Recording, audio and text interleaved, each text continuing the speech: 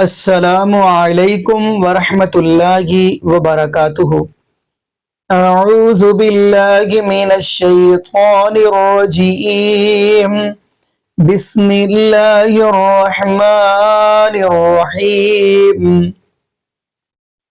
یا ایہا الناس اعبدوا ربکم الذی خلقکم والذین من قبلکم لعلکم تتقون۔ جی ناظرین، آج ہم جس حوالہ سے گفتگو کرنے جا رہے ہیں وہ یہ ہے کہ سجدہ صرف ایک اللہ رب العالمین کی ذات کو، جھکنا ہے تو اللہ کے سامنے۔ تو ناظرین، آج ہم آپ کو ڈاکٹر طاہر القادری حفظہ اللہ تعالیٰ کی ویڈیو دکھانے جا رہے ہیں جس میں حق بات، دیکھیں اللہ اگر حق بات کے لوانے پہ آئے تو اللہ کسی نہ کسی جو بندہ کوئی بھی ہو اللہ کے ہروائی دیتا ہے۔ اب ناظرین، انہوں نے یہ بات کہہ دی کہ میں ایک کہیں جگہ پہ عرس لگا ہوا تھا، میلہ لگا ہوا تھا، تو میں وہاں پہ میرا بیان تھا تو میں نے پھر وہی بیان کیا، یعنی توحید بیان کی۔ کہنے کا مطلب کہ پیروں کو سجدہ کرنا حرام، ان کے سامنے جھکنا بھی حرام۔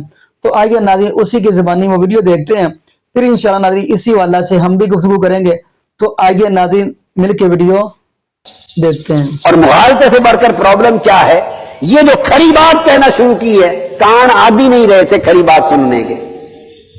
کھری بات سننے کی عادت جب ختم ہو جائے نا، کھری سچی بات سننے کی عادت جب قوموں میں، لوگوں میں ختم ہو جائے تو جو کھری بات کرے وہی برا ہوتا ہے۔ بس ایک سادہ سا معاملہ، جو کھری بات کرے وہی۔ بڑی مدت پہلے کی بات ہے، میں نے ایک واقعہ سنایا تھا آپ کو شاید کبھی۔ ایک عرس پر مجھے دعوت دی گئی، ابھی میں لاہور منتقل نہیں ہوا تھا، یہ 70 کے اوائل کی بات ہے، پتہ نہیں، ہاں یہ ہے غالباً 1975 کی بات ہے، 1974-75 کے لگ بھگ کی بات ہے، 75 کی۔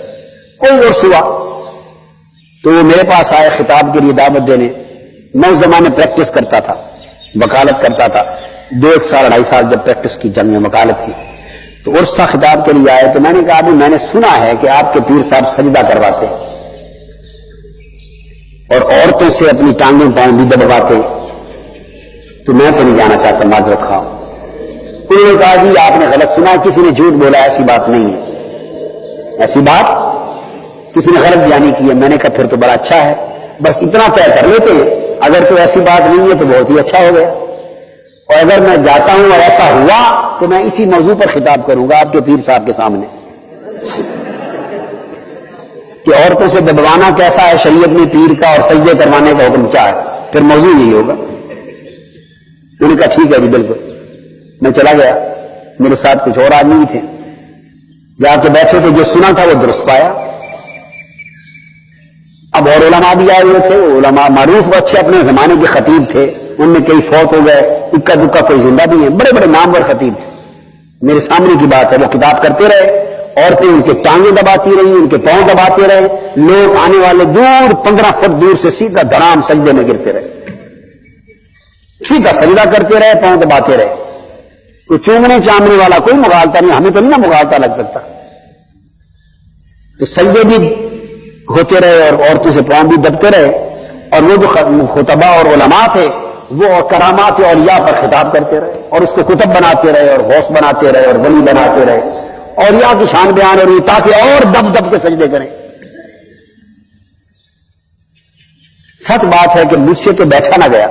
اب میں اس حال میں چھوڑ کے بھی نہیں جانا چاہتا تھا کہ چھوڑ کے چلا جاؤں، یہ بھی اچھی بات نہیں، میں کہنا چاہتا تھا حق بات۔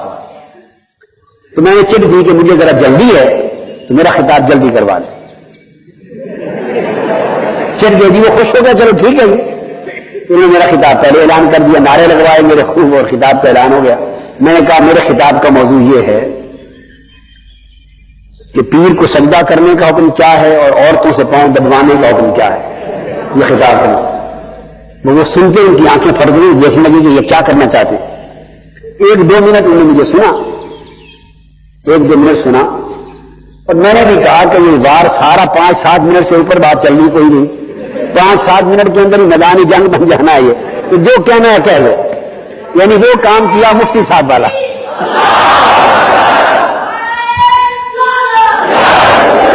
کہ میں نے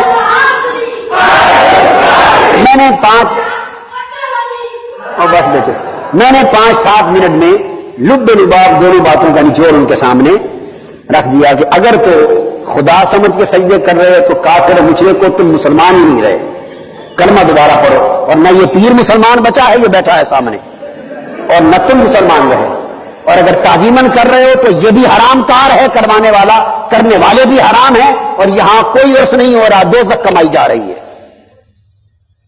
اور جو عورتیں بہت دبا رہی ہیں ان کا دبانا بھی حرام، اس شخص کا دبوانا حرام، ایسے پیر سے بیعت کرنا حرام ہے۔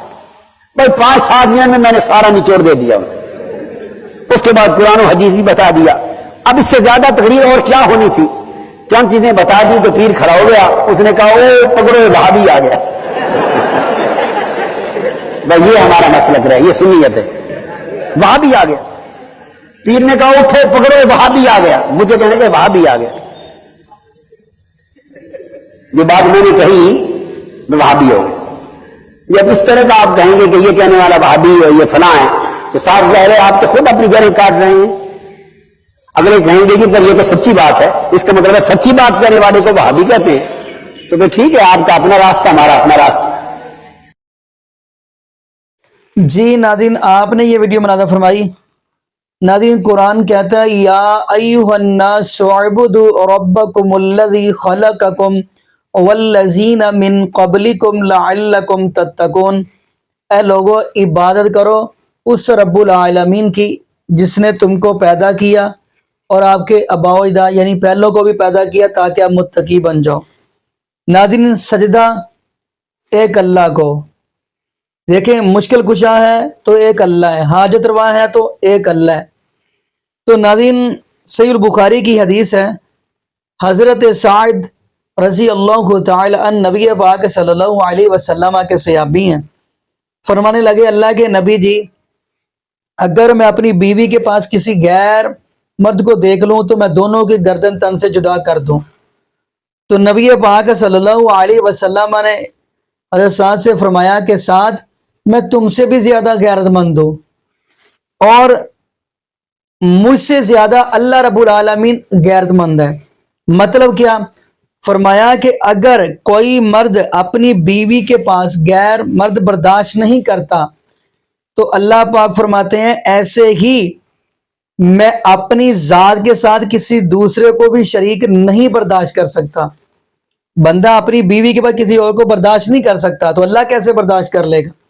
تو اس لیے تو ناظرین، قرآن پورا ہی رب کی توحید کے ساتھ بھرا ہوا ہے، نبی پاک صلی اللہ علیہ وسلم کی رسالت سے بھرا ہوا ہے۔